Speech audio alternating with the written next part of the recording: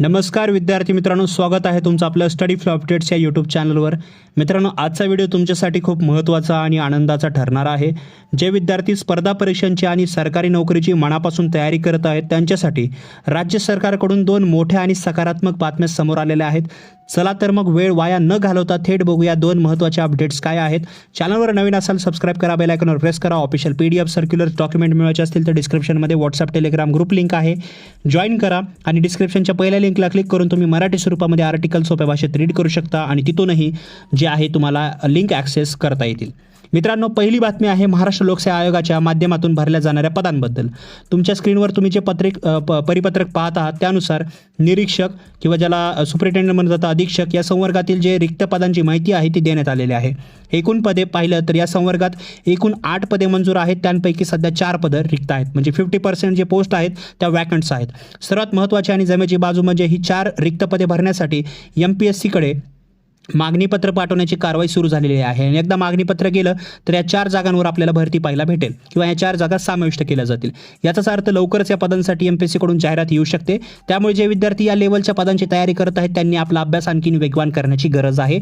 4 जागा कमी वाटत असतील पण वाढू पण शकतात, त्याच्यामुळे लक्षात घ्या एका जागेसाठी आपल्याला लढायचं आहे, आपल्याला बाकीच्या जागांचं घेणं देणं, त्याच्यामुळे तुमची तयारी जी आहे चांगली ठेवा।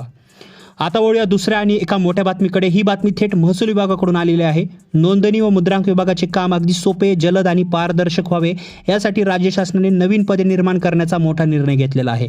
या निर्णयानुसार एकूण 60 नवीन पदे निर्माण करण्यास शासनाची मान्यता मिळालेली आहे। या 60 पदांची विभागणी कशा प्रकारे आहे तर बघा, सहदुय्यम निबंधक वर्ग 2 म्हणजे क्लास 2चा आहे, जॉईंट सब रजिस्ट्रार हे 30 पदं आणि वरिष्ठ लिपिकचे 30 पदं म्हणजे सिनियर क्लर्कचे 30 असे 60 पदं। ही दोन्ही पदे विद्यार्थ्यांमध्ये खूप लोकप्रिय आहेत, विशेषतः वरिष्ठ लिपिक आणि वर्ग 2ची पदं मिळवणं हे अनेकांचं स्वप्न असतं। ही 60 पदे नव्याने निर्माण झाल्यामुळे आगामी काळात महसूल विभागाच्या पदभरतीमध्ये या जागा नक्की आपल्याला पाहायला मिळतील, तर याचीही तयारी नक्की ठेवा। तर मित्रांनो, दोन्ही बातम्यांवरून एक गोष्ट स्पष्ट होते की प्रशासकीय पातळीवर पदभरतीसाठी हालचाली सुरू आहेत। MPSCकडे जाणारं मागणीपत्र असो किंवा महसूल विभागातील नवीन पदांची निर्मिती असो, तुमच्यासाठी या आगामी संधी आहेत।